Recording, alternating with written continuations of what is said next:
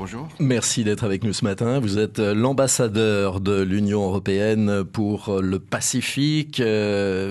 Pour ce petit zoom ce matin, on va bien sûr reparler de la journée de l'Union européenne. C'était le 9 mai dernier. Et en ce moment, vous évoquez les 60 ans de l'Union européenne, de l'Europe. Rassurez-nous, 60 ans, c'est à la louche. Il y a 60 ans, en 55, c'était pas vraiment une date clé. La grande date, c'était un petit peu avant.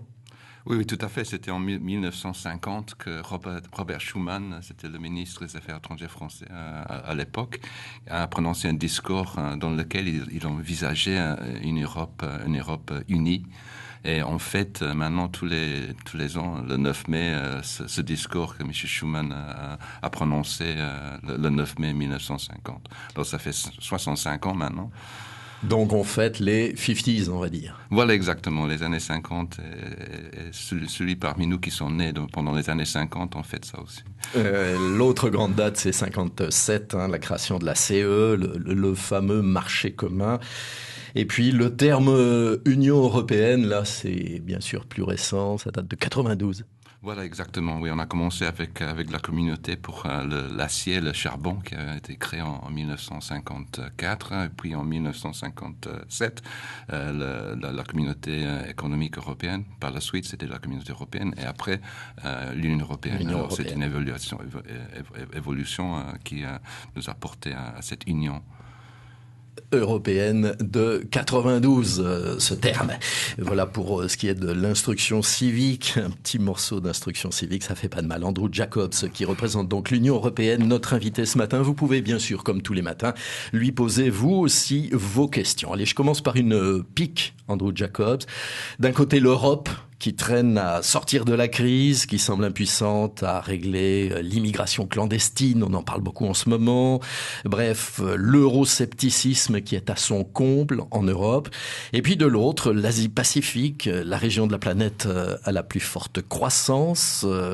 Que peut bien représenter l'Europe ici, dans notre grande région, vous qui êtes basé à Fidji? Bon, surtout pour nous, dans le Pacifique, je pense que l'Union européenne a une importance clé pour essayer de vraiment partager avec nos pays partenaires dans le Pacifique nos valeurs européennes telles que le droit de l'homme, telles que la paix. Et on essaie vraiment d'avoir un dialogue politique assez étroit avec tous nos pays partenaires. Et on veut vraiment faire plus avec les territoires et les collectivités de l'Europe dans le Pacifique.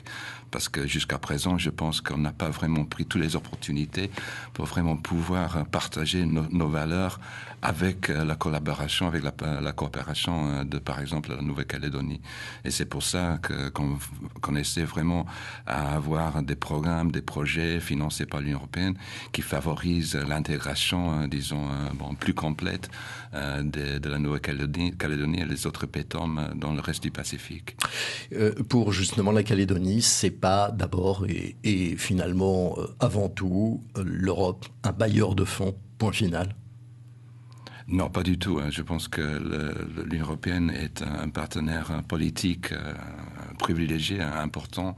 La Nouvelle-Calédonie, comme je dis, est importante pour nous dans le contexte de nos relations avec le reste du Pacifique. Et on essaie vraiment de valoriser ça dans nos relations un peu partout dans la région. Il ne faut pas oublier que l'Europe est là dans le Pacifique. On est bien représenté en Calédonie et dans les autres PETOM. Et je pense qu'il faut que l'Union européenne utilise davantage cet atout, le fait qu'on est présent dans la région. Il y a les Européens parmi nous, il y a beaucoup. Et voilà, le Pacifique est immense comme région. Mais vu le fait qu'on a déjà cette présence, je pense qu'il faut l'utiliser davantage pour partager nos valeurs, pour l'utiliser cet atout politique qui existe. Alors vous parlez d'atout politique, vous parlez d'être représenté. Cela dit, quand on se remémore, ne serait-ce que la participation des Français de Calédonie aux dernières élections européennes, participation de 27%, simplement pour réélire notre parlementaire français Maurice Ponga à Strasbourg. une participation qui est vraiment pas glorieuse. Qu'est-ce que ça vous fait, franchement, très sincèrement? Bon, franchement, c'est dommage que le taux de participation était tellement bas, pas seulement en France, mais un peu partout en Europe.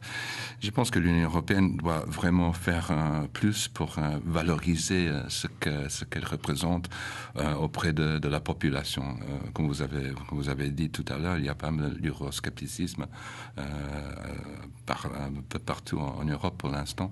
Je pense que c'est en fonction des problèmes économiques qu'on a eu en Europe pendant les années passées. Et voilà, je pense qu'il faut qu'on réussisse à démontrer la valeur qu'on représente pour le peuple européen. Franchement, les Calédoniens, notamment, ne sont pas des enfants gâtés, tout simplement. Non, pas du tout. Non, et vous parlez de votre représentant au Parlement européen. Je suis très content que d'ici un mois, au mois de juin, on va avoir une assemblée parlementaire pour les pays du Pacifique, Caraïbes et Afrique qui va avoir lieu à Fidji. M. Ponga sera là parmi nous avec des représentants des parlements du Pacifique. Et je pense que là aussi, c'est quelque chose qu'il faut vraiment utiliser pour pouvoir créer ces liens plus étroits entre la Nouvelle-Calédonie et le reste du Pacifique. Et justement, les habitants d'autres régions ultra-périphériques de l'Europe ne sont-ils pas un peu plus reconnaissants, justement? Non, je ne dirais pas, non. On est tous à peu près sur le même niveau. Vous l'avez entendu aussi, certainement, Andrew Jacobs, si l'Europe s'intéresse au Pacifique, c'est pour contenir l'expansionnisme de la Chine. La Chine qu'on retrouve de plus en plus souvent un peu partout.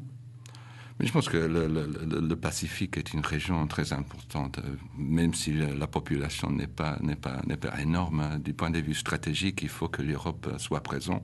Il faut que l'Europe vraiment ait des liens politiques avec les pays de la région. Et c'est ça qu'on essaie vraiment de faire maintenant. On a, depuis des années, on a eu des programmes d'aide au développement. On est considéré comme des partenaires assez généreux. Mais maintenant, pendant les derniers 2-3 ans, on a vraiment travaillé en sorte qu'on a des dialogues politiques. Les pays du Pacifique comprennent mieux ce que c'est l'Europe, comprennent mieux qu'on n'est pas là seulement pour financer les projets de développement, mais aussi pour être les alliés aux pays du Pacifique, surtout dans le contexte des enjeux globaux tels que le changement climatique. Parce que dans ce contexte-là, par exemple, l'Europe et les pays du Pacifique voient les choses de la même manière. Cette année, au mois de décembre, on va avoir une réunion très importante dans le contexte du changement climatique, le COP21. La fameuse réunion à Paris. Voilà, exactement. Et je pense que nous et aussi nos partenaires du Pacifique nous sommes convaincus qu'il faut vraiment avoir des résultats en termes d'objectifs, en termes d'obligations pour tous les pays du monde, pour ce qui concerne la réduction des émissions. Et je pense qu'on travaille à côté des pays du Pacifique pour essayer d'atteindre cet objectif important. Très concrètement, dans ce domaine, Andrew Jacobs, vous travaillez sur ce qui se passe ou ce qui va se passer ici, chez nous, en Calédonie, par rapport à l'environnement. Oui, voilà, exactement. On a un programme très important régional qu'on met en œuvre avec la collaboration de la CPS, basée ici à Nouméa. Et je suis content que je vais avoir pas mal de réunions aujourd'hui avec la CPS. Il y a un programme qui s'appelle Intègre, qui travaille dans le domaine de l'environnement, pas seulement en Nouvelle-Calédonie, mais aussi dans les autres PETOM du Pacifique. On essaie de vraiment développer la promotion de l'agriculture biologique dans les différents pays, et aussi de promouvoir la gestion intégrée des zones côtières dans les PETOM du Pacifique. C'est un programme qui marche très bien. Et on va, dans l'avenir, je pense, nous concentrer davantage dans ce domaine clé pour le Pacifique. Et vous parliez des réductions des gaz à effet de serre. Oui. Vous donnerez votre avis sur le choix d'une future centrale électrique, par exemple, qui pose tant de questions aux Calédoniens. L'industriel veut le charbon, beaucoup de Calédoniens n'en voudraient pas. Vous donnerez votre avis ? Bon, je veux pas prononcer sur la politique de Nouvelle-Calédonie en termes énergétiques, mais il est clair que l'énergie renouvelable pour le Pacifique est vraiment quelque chose de très important. Il y a beaucoup d'argent qui est dépensé un peu partout dans la région sur le mazout, sur le pétrole, et ça coûte très cher. Et évidemment, pour l'environnement, c'est pas exactement ça qu'il nous faut.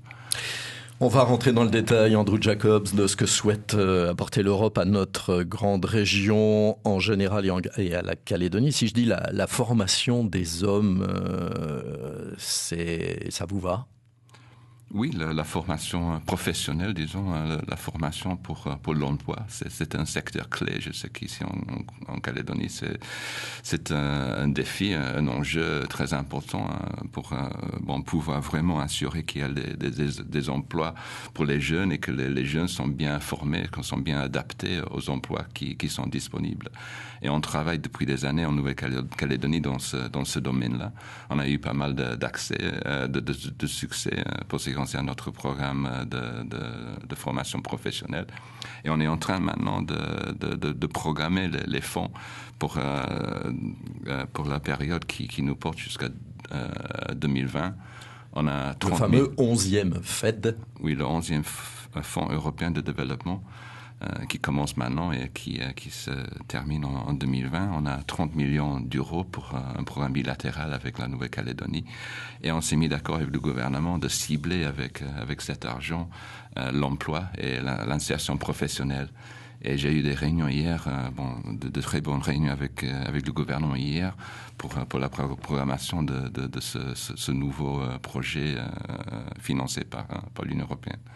Justement, on parle de l'enseignement. Vous n'êtes pas, pour le moins, frappé par les projets, par exemple, de la ministre de l'Éducation nationale française qui entend renier l'intérêt des classes européennes. On voudrait peut-être pas les supprimer complètement, mais en tout cas vraiment les réduire. Ça doit vous faire mal au cœur, non ? Parce que ça, c'est un véritable pont avec l'Europe. Mais je pense nous, l'Union européenne, nous avons un rôle d'information, de renseignement des gens sur ce qui c'est l'Europe. Et on va nous concentrer vraiment là-dessus dans les programmes qu'on finance ici et un peu partout dans le monde. Pour terminer, Andrew Jacobs, la question que tout le monde peut se poser, si la Calédonie devait s'affranchir de tout lien avec la France, ça changerait quoi ? Une Calédonie indépendante pour l'Europe ? Il est clair que la Calédonie va rester un partenaire important, un partenaire privilégié pour l'Union européenne, dans toutes les circonstances. L'ambassadeur de l'Union européenne était notre invité de la matinale. Vous pouvez nous réécouter en cliquant sur ncpremière.nc.